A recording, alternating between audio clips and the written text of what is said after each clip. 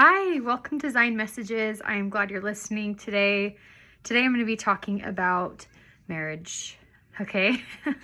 And I'm really excited to talk about this because this is just taking in all the different things I've learned over time, and something that's really been deep in my heart that I've learned over time that it's just obvious that the Savior has been in our marriage, and the way God is teaching us how to be better through the eternal concept and ordinance of marriage, right? So, but before we start, you probably can notice I kind of have a bigger belly here. This is my 18-week belly here. So, I am feeling good. I'm feeling like I can do more things so that I'm not sick. I can have some energy. I still feel tired at times, but I don't have all that nausea, nor am I in the third trimester where I'm so big and just can't really stand on my feet for too long. From what I remember, it's been a long time since I've been pregnant. So it's, as I explained in the last video, this will be about an 8-year gap between our kids. So this has been a really big decision for us, and we're really excited. If you want to know more about that story, you can go watch that video before, and I'm due at the beginning of December. I'm guessing I'll have the baby around Thanksgiving time. So let's jump in though. This is so much about building Zion and how we can change our hearts to become something better. And there's nothing better to do that than the beautiful ordained miracle of having marriage. And I, of course, want to be sensitive to those that have not gotten into that point in their life yet, though I need to speak to my story and my truth here and sharing my testimony, because it is a testimony that I feel like I've learned very deeply over the years, very close to my heart. But I will share a little bit of the story of my husband and I. So my husband, Brady, he is wonderful, and we are almost 16 years married, and we got married young. And how we met, just a quick story. We met at BYU.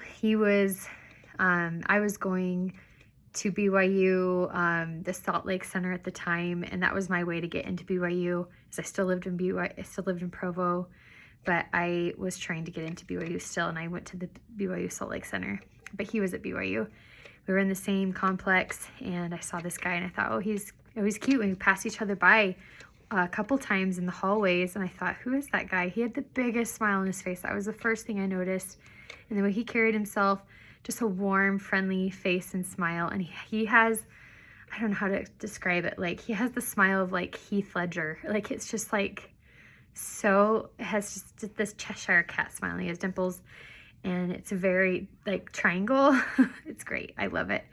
And I guess he had kind of wondered about me too, and so he finally got my number, and we went on a date. And just to kind of paint a story, if you've already heard this story, just forget what I'm saying here, but it really paints a picture of our marriage. Like, he is just super dry humor. He's always looking for some way to make a joke. But on our way to our date, so he came and asked me in my apartment to go on a date, and we were going to go to the comedy club at BYU. And of course that makes sense. He is a diehard fan of everything comedy. He just is always scouting out comedy people and sketches and bits and things. Like, he's so funny in his own dry sense of humor way. I want to say he's just like Jack Black, goofy, funny, but he is very quick-witted with his humor. And he asked me on a date. We went up there, and we were going to ride on his scooter, and on his scooter he had kind of stopped at a stoplight, and he didn't go right away. I think we were kind of talking, and he was kind of talking over his shoulder to me because I'm behind him on the scooter. And then I noticed it turned green, and I go, okay, it's green. And he goes, oh, sorry, I'm colorblind. And I seriously believed from there for about 3 weeks that he was colorblind because he was just being funny and facetious and just, oh, I'm colorblind.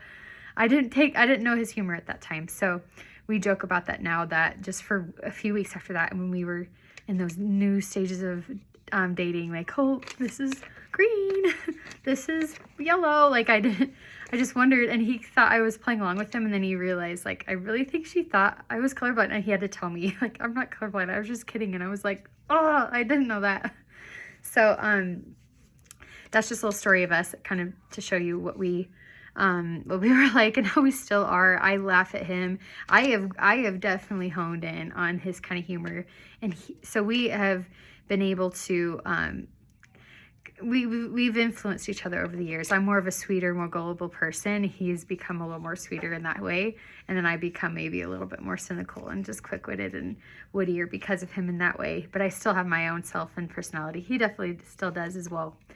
So it was pretty short with dating. It was meant to be, and I was just so grateful to have him. I think God really knew what he was doing with pairing us together. We're two very different people, like I was just mentioning. And I just don't think you would really pair us together. It really, on paper, it doesn't make sense for us to totally be together. And a lot of people say that, like, opposites attract, and they do. And so in this case with us, it was.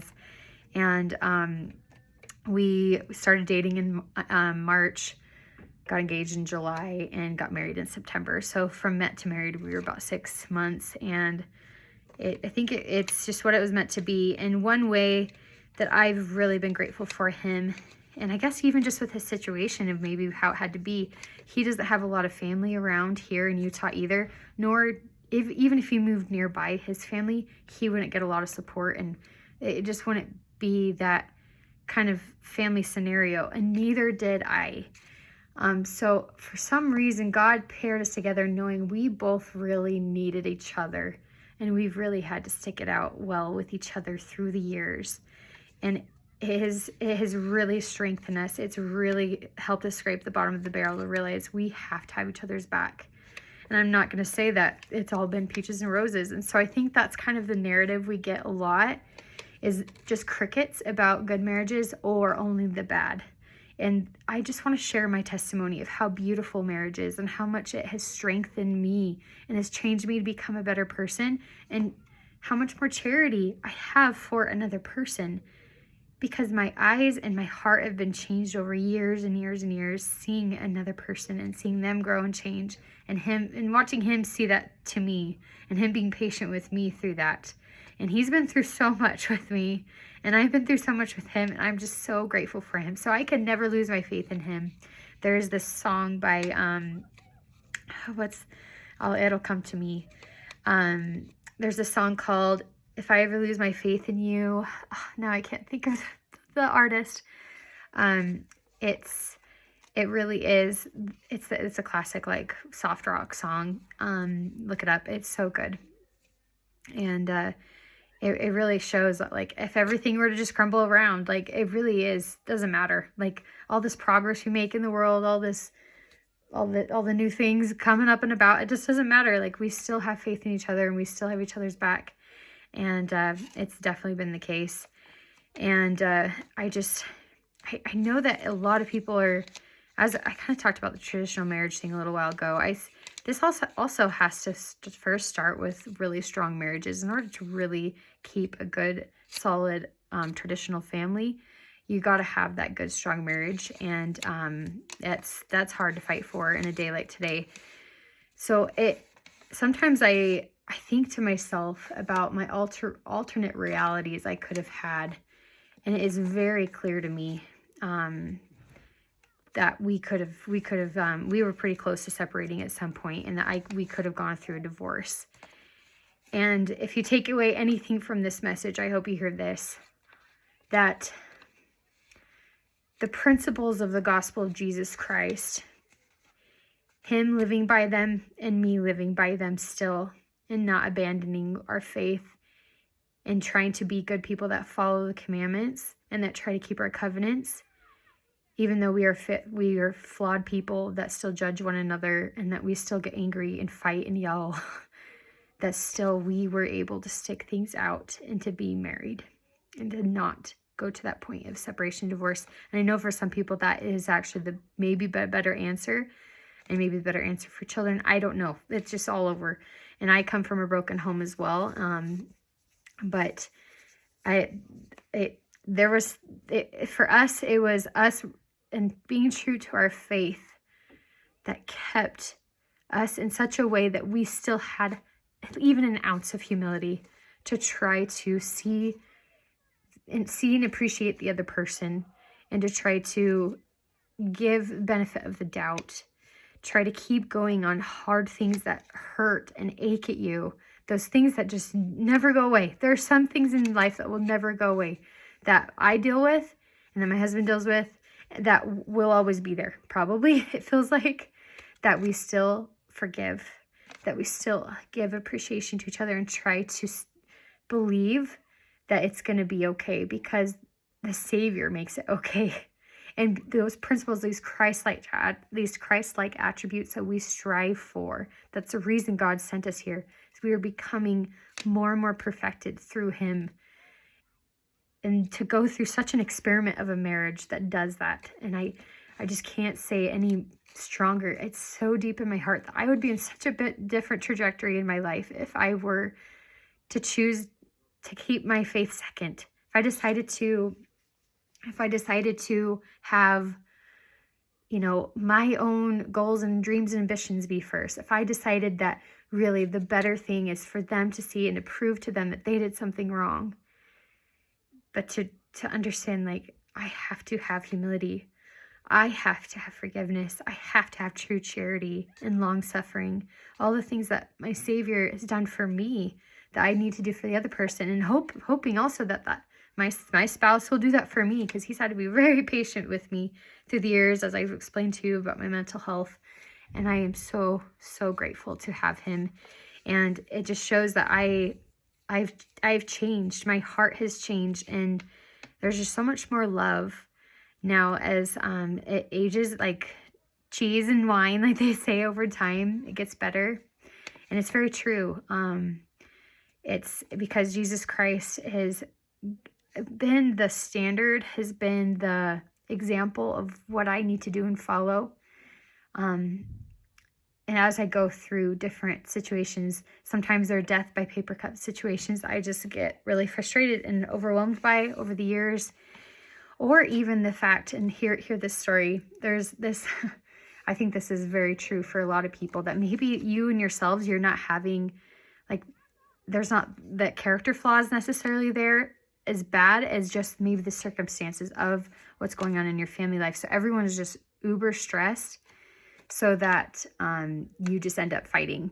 And I've heard about that with people that go through deaths with children, loss of houses, loss of jobs. It's not necessarily they did anything bad and there's some sort of, transgression there. It's just that these stressful situations put you in such a way where you just want to fight. So there's this little video online that I saw one time of these dogs. There's two dogs that are sitting on a bed, and there was a loud sound that the owner did. And these two dogs just heard that loud sound. It scared them so bad. Then they looked at each other, and then they just and they just fight each other. And of course it's supposed to be funny, but it made me think that is totally what happens with our marriage, that some problem and stressor will come and we'll want to be right to each other. And it doesn't even make sense. It's just we are our most vulnerable and comfortable with the other, but it takes a whole different level of maturity to really realize, this is my teammate here. We can get through this together, and they're actually suffering and sad because of it too. And we don't need to let bad moods mean it's personal, but that we are to strengthen and lift each other up. And so try to remember that if things come up, the story of the dogs, it's really the natural man in us to just react. So try to take a second to not react and to just try to be someone that can see the other. It definitely is. It's been told to me, Brady is my teammate. He is my help, and he is a gift to me. I'm just so grateful. So that's kind of my story here. It's a little bit harder to explain this whole concept to you when my person's not here. If you can just see and he can share his stories, I can share mine. I would probably share a few more personal stories, but I mainly wanted to share with you my main testimony of that it really starts within yourself to have those characteristics of God that we're working on so that we can fare through the trials of life together in a marriage. There have been so many of my friends that have gone through divorces that I see it so hard to see people divorce and the life that they then have to go through. And that is their what's going on. That's their story of what they need to learn and what God is. He's helping them through that, of course. But I just know there could be also another side of it where maybe it could have been saved. A marriage could have been saved if they were to be someone that decided to live by the gospel of Jesus Christ. And it even comes down to the small acts and decisions of what you wear, what you watch and consume, what kind of people you're hanging around with, and who you're listening to. And for a while there, as I was explaining, I was having those feelings of wanting to separate and really having a hard time. And it was more around those times when I was being more exploratory about what I was wearing, about what I was listening to, whose opinions I took more seriously, and being more influenced in such a way that was from the best people of who God would probably hope for me to listen to and to take opinion from. It's very wild to me, and I can even explain it even to the day I went to a rodeo with my husband, and I decided to wear short shorts.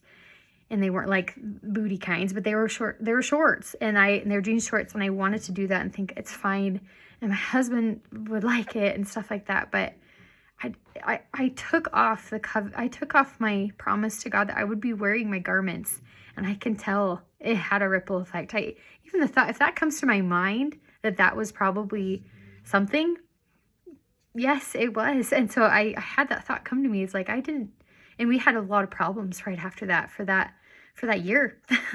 And so it was very apparent to me God was trying to teach me something that I don't do that. I don't anymore. It's not even worth it. I don't even bat an eye anymore. I can't have breaches in my home, in my heart, in my marriage. I have to patch those up and be protected with these fiery darts of the adversary that wants to come in at any moment and destroy families. And he wants to do that by destroying a marriage first, pinning you against the other, demonizing them and not seeing them as your friend and as that gift. And also being the person that will then say sorry first, being the person that will be more mature, to be humble, and to not react, but to still understand they can gain their validation from God first. And of course, go to their spouse in a calm way to figure out problems and figure out this together, because the alternative is not always the case of the grass is greener on the other side. And I've seen other friends that have gone through divorces and they just it doesn't seem that they're always happy after the fact. I know there's some reprieve of it all, and it's some have, some haven't, and I don't really know their whole situation, so I'm not trying to judge, but I can also kind of discern that there could have been something better if things could have been saved. And I just think there are a lot of divorces, so there's got to be some way for us to then say, well, something's going wrong here in our society for so many of these to happen. And what is that? And it is the media and the culture that we're in. I think things are getting better and changing in some way. There's been a little bit more turn to conservative values and traditional marriage, and better stories about marriages and couples, and uplifting each other. And I'm really liking that turn in what we're seeing today. And it really makes a difference. But for a while there, it was a lot of girl boss stuff and feminist stuff, and not getting my needs met. And I really need to make sure I am not with a narcissist, like all those things. I think you've seen it and heard it, but it makes an effect. So I want to be that voice for good and knowing how wonderful a marriage is. And also we were probably a prime candidate for getting divorced at some point if we were married so young, and if we went through all that we went through. But I believe that because it was younger, I've been able to weather through storms with him, and I've been able to grow and be more mature because I was thinking about someone else, and it wasn't just about my what I wanted in my 20s. And I'm just so grateful for that. God and having him take the reins on my life has been great. And I, of course, choose, but I'm just so grateful. And I have to share that with you, that marriage is eternal and it makes you and refines you into a person you never thought you could be. It can strengthen your heart in such a way that you are taking out all the impurities out of you so you can have charity and beyond whatever you can ever feel. And it's beautiful to feel that. It's one of the most beautiful things to love and to be loved. And it can grow. And it also helps us be able to grow Zion. I just don't think we can even do that with the communities in general if we don't even have our own marriage figured through and out. And it takes work. And I don't want to say I'm perfect, and we're both not perfect, but working on it. So I want to share that with you. And maybe I'll have him come on and we could talk a little bit sometime. But I hope you guys have a great rest of your week, and we'll take some sort of efforts towards your marriage, whether that be you need to say more prayers together, which we need to do better at, dates, scripture study, whatever, just talking about something that's been needing to be talked about. So hope you have a great rest of your day.